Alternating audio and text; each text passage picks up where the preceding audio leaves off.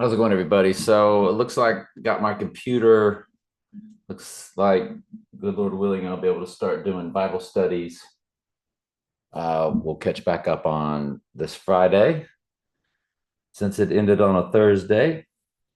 And but I did tell y'all I was going to do my maybe do a video on Bill Stambaugh. So as my son passed, anybody that was reaching out, I reached back immediately because it would help heal me as I knew it would help heal them because people want the when death happens, it's like there's a cloud that gets over their heads. It's like this dark cloud, and they want it to be gone.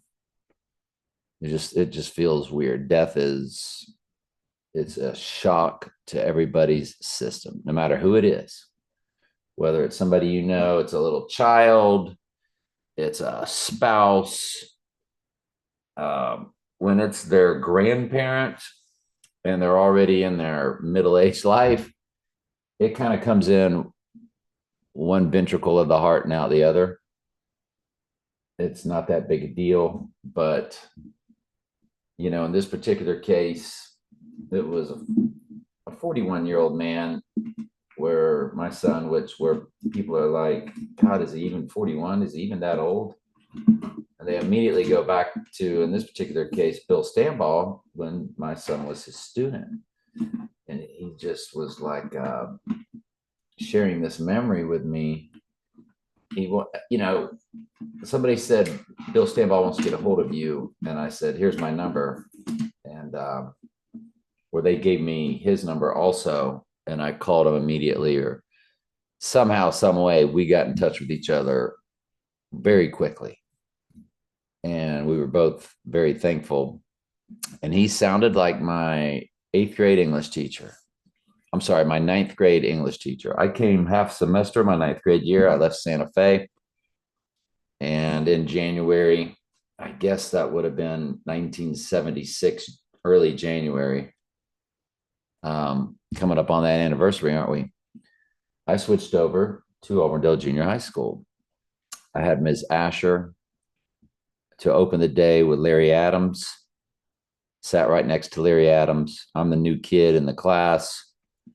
And it seemed like Larry just said, we got a seat right here. The room was packed. And it was a whole new world for me, but I just felt at home. I felt very welcomed. It was strange. Alan Grimes left and went over to Santa Fe and became class president. I left Santa Fe, was sort of just feeling lost in the shuffle.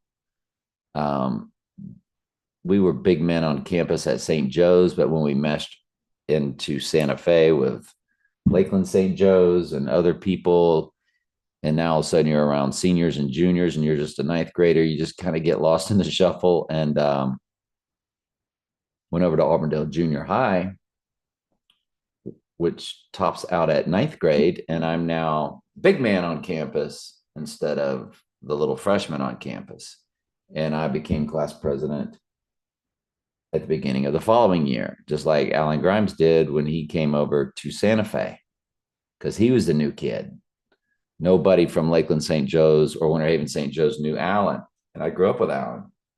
I showed you that picture of Alan Grimes, John Kingham, and myself. So we knew each other as, toddlers. It's a toddler picture of us. I've got my saddle shoes on, I think. And I can't remember. Then it seems like I ended the day with Mr. Coons. I had Leonard, who I had met through Packers, and I told that story at my son's memorial. But Leonard took care of me in PE, gave me like clothes that he had in his locker. And I had that. I can't remember where I went, man. Oh, I'll tell you what, I bet after that I went to Spanish with Mr. Gomez, Rene Brooks, He would say that every morning. He just loved Renee Brooks. Dean Smith was in there, and a whole it was a small group. I sat way up at the top with Gail Gotchiga. She and I sat way in the top, and I don't know how I did in that class. Probably not very well.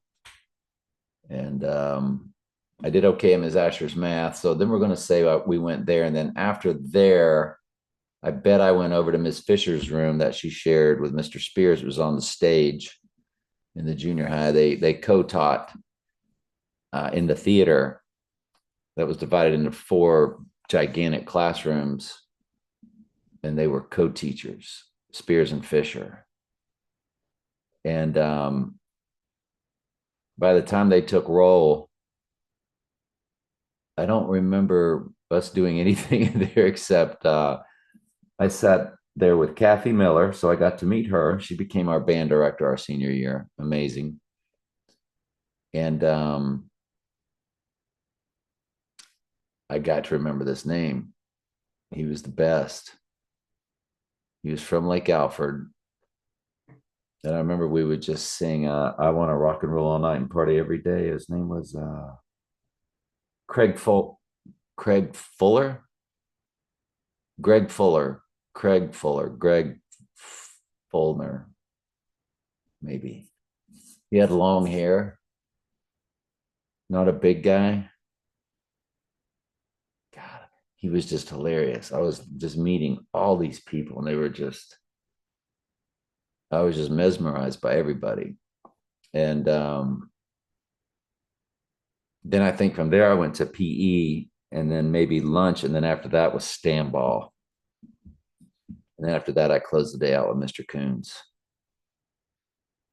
And I would get out of his room, go to the bathroom, and walk by Pam Cannon, Fonda Hughes, and all them. They were in Ms. Gano's English class. And she and Bill Stambaugh were both kids. I mean, teaching. They were in their young 20s, you know. And Mr. Stambaugh just was telling me about how my son, so I had him like his rookie year, the year after, and then he ended up teaching my son also. So that's a rare thing when you teach somebody and their child. And he was like, Tully was in a class with me with 18 boys and two girls. So he remembered that, just boom.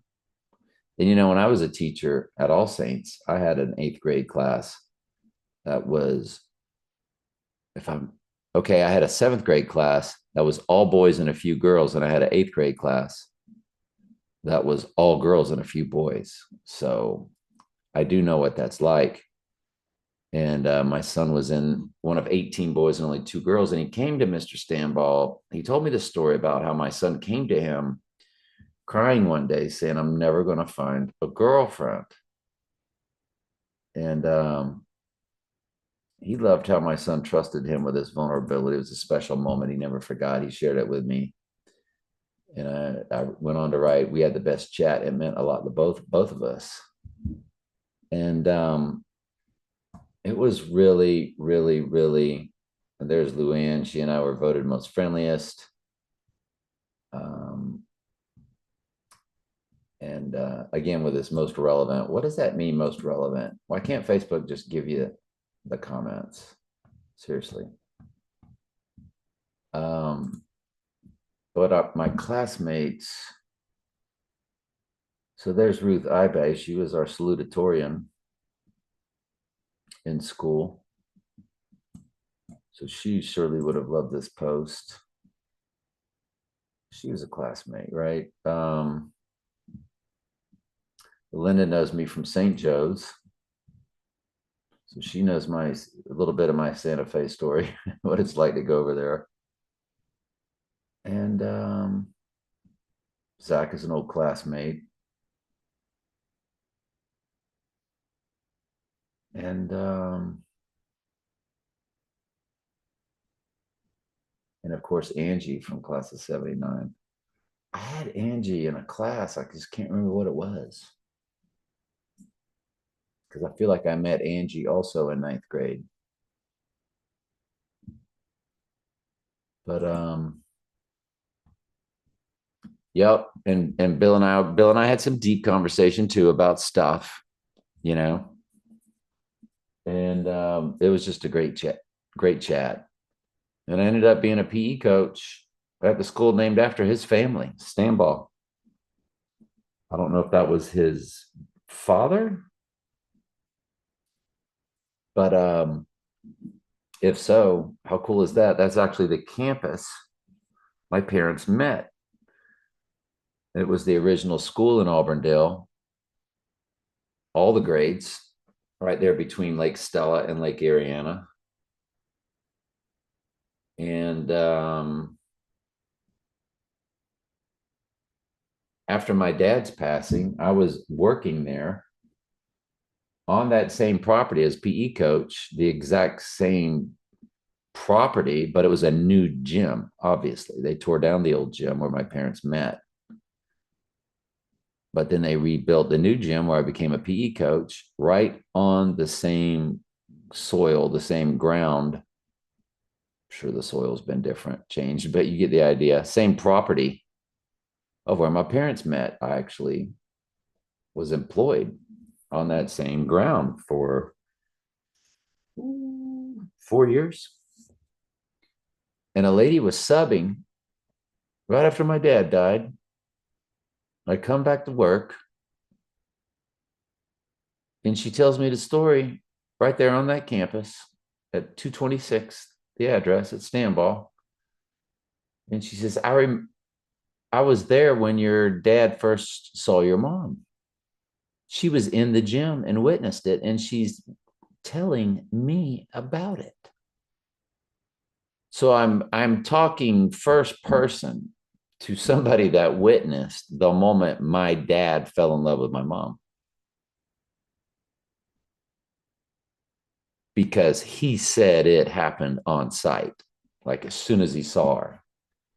And the lady sitting there describing to me, I'm sorry, I don't know her name. She's describing to me the look on my dad's face. You know how weird that is? How special that is that somebody witnesses that to you on the premises where it took place. Of course, this was in the main office, so it was you know, a few 100 feet away from where it happened. We were in the mailroom, teacher's lounge mailroom, I guess. Yeah. How cool, how crazy, how wonderful that was. I just broke down into tears. My dad had just died, um, where he took his life to go be with my mom, in his words. He was just tired of living. Nothing could be put to it. And trust me, even the police got involved indirectly through my efforts. And it made my dad very mad, but he got over it. He understood. But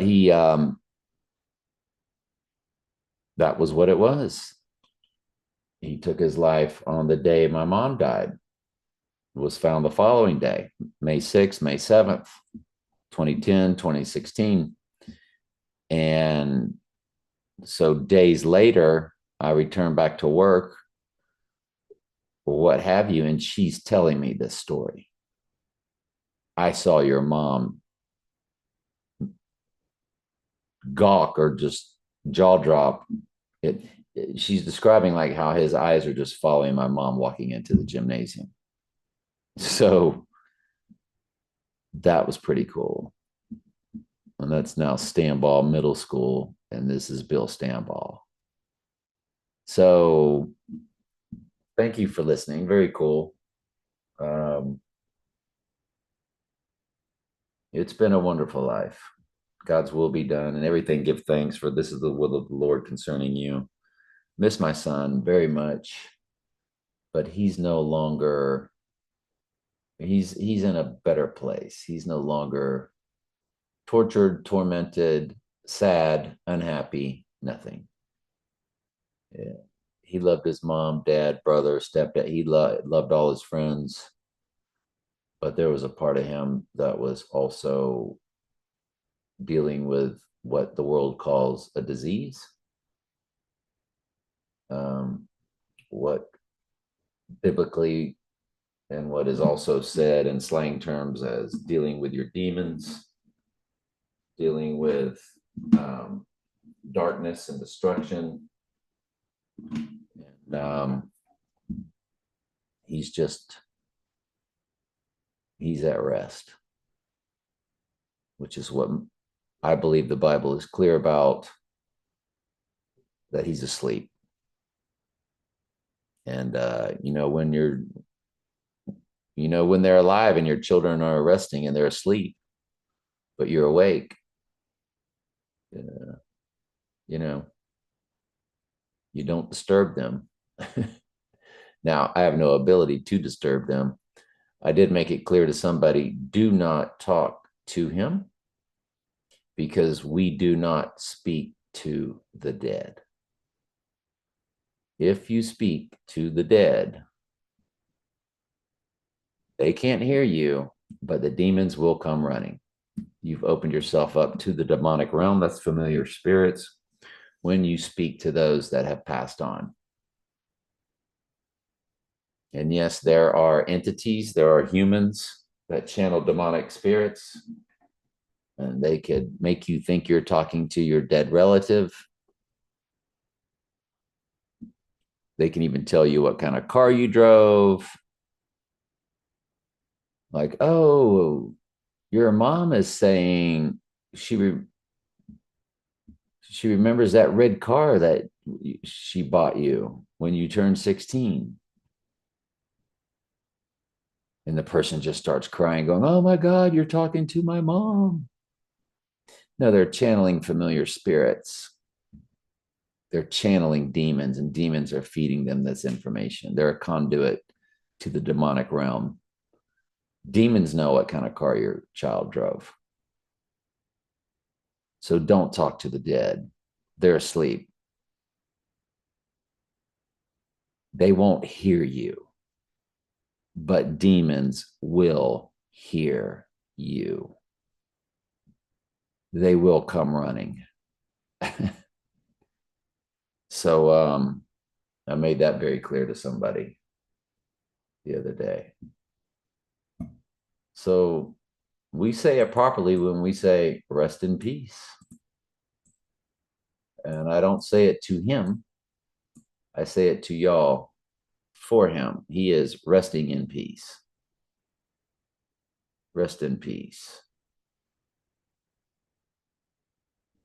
He's resting in peace. Yeah. Anyway, love y'all. Thank y'all for listening to my amazing Bill Stambaugh story. I'm a teacher, and it was great talking to my teacher, who I'm sure he, along with many other teachers like Mr. McCarter, Mr. Coons, Mrs. Sloan, whose daughter just passed, Miss Sloan. I had her in typing, and she just loved me to death. And I also signed up for her my senior year, and in some sort of business class. Maybe it was accounting. And I'm telling you, I could do no wrong in her room. She just looked at me. She just thought I hung the moon. And I just loved her to death. And we're talking teacher-student relationship. Teachers have favorites. Don't think they don't. That term teacher's pet, that's a real thing.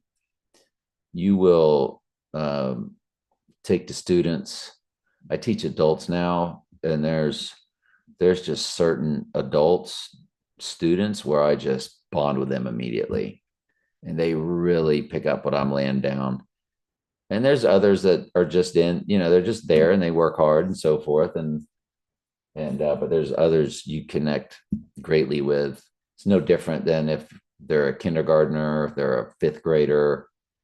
There's some that they just take to you, and it's just like children.